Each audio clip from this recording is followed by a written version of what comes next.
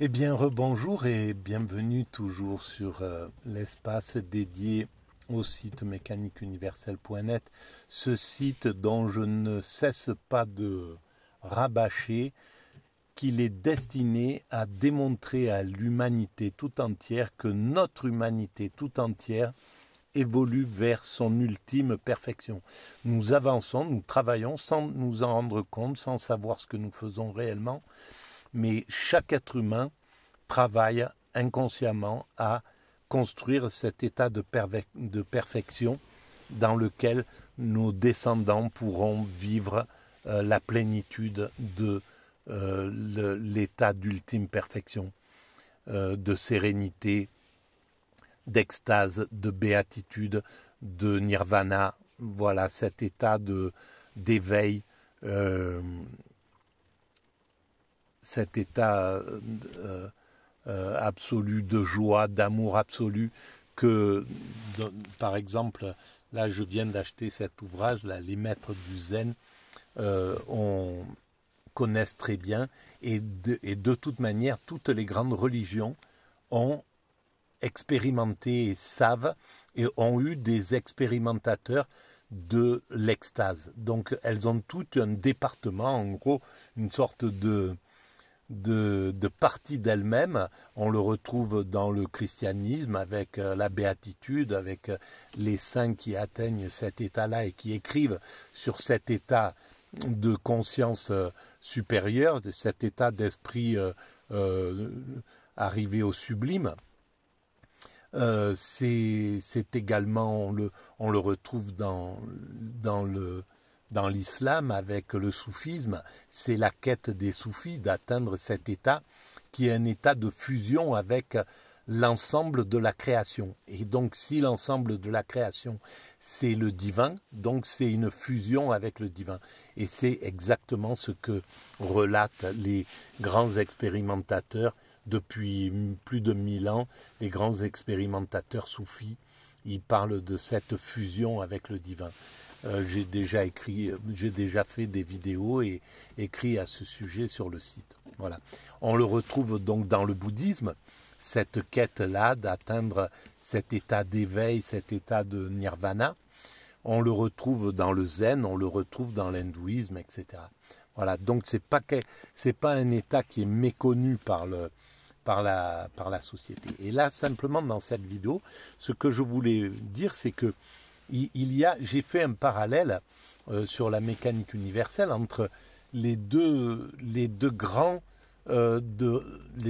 régions spirituelles de la Terre.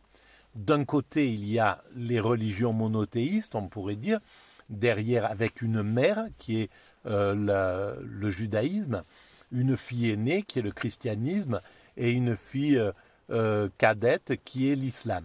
Et on retrouve exactement la même chose de l'autre côté, et pratiquement au même moment en somme, avec un hindouisme qui est la mère de ces religions, un bouddhisme qui est la fille aînée née de cette mère de l'hindouisme, et une fille cadette qui serait le zen. Le zen qui arrive donc aux alentours de l'an 1000, à peu près un peu avant évidemment, mais à peu près à la même période que l'islam apparaît de l'autre côté, de l'autre hémisphère en somme. Donc il y a quelque chose qui m'a tout de suite, quand j'ai découvert ça, quand j'ai imaginé ces deux forces-là, avec ces deux mères, et c'est comme ça que je considère par exemple le judaïsme comme la mère du christianisme et de l'islam. Et pour l'instant, c'est une mère qui est plus ou moins fâchée avec ses filles, parce que ses filles, ou au moins une de ses filles, l'a maltraitée, l'a vraiment maltraitée, a même attenté à son existence d'une certaine manière, à plusieurs reprises. Et donc, il faut revenir à la réconciliation, et c'est ce qui est en train de se réaliser. Et quoi qu'il arrive, il y aura cette fusion. Et on va vers un état où on sera où l'ensemble des religions se fédéreront par leur sommet, par l'extase justement.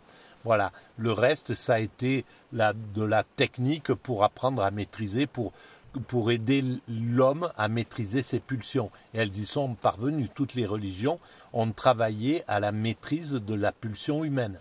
Et c'est une bénédiction. On doit les remercier, on les remerciera jamais assez de tout le travail qu'elles ont accompli dans l'évolution de l'humanité pour la maîtrise de ces pulsions, entre autres. Et puis l'organisation sociale, la maîtrise des dominants guerriers, etc., etc. Voilà. Et donc, c'est tout ce que je voulais dire sur cette vidéo-là. Allez, à très bientôt. N'oubliez pas, si vous pensez que ça a un peu d'intérêt, que si vous appréciez ces vidéos, je sais que ma voix, elle est pas agréable, ça doit pas être très agréable d'écouter, mais pour l'instant, j'ai pas encore trouvé le moyen de maîtriser justement ça pour aller vers une diction plus tranquille.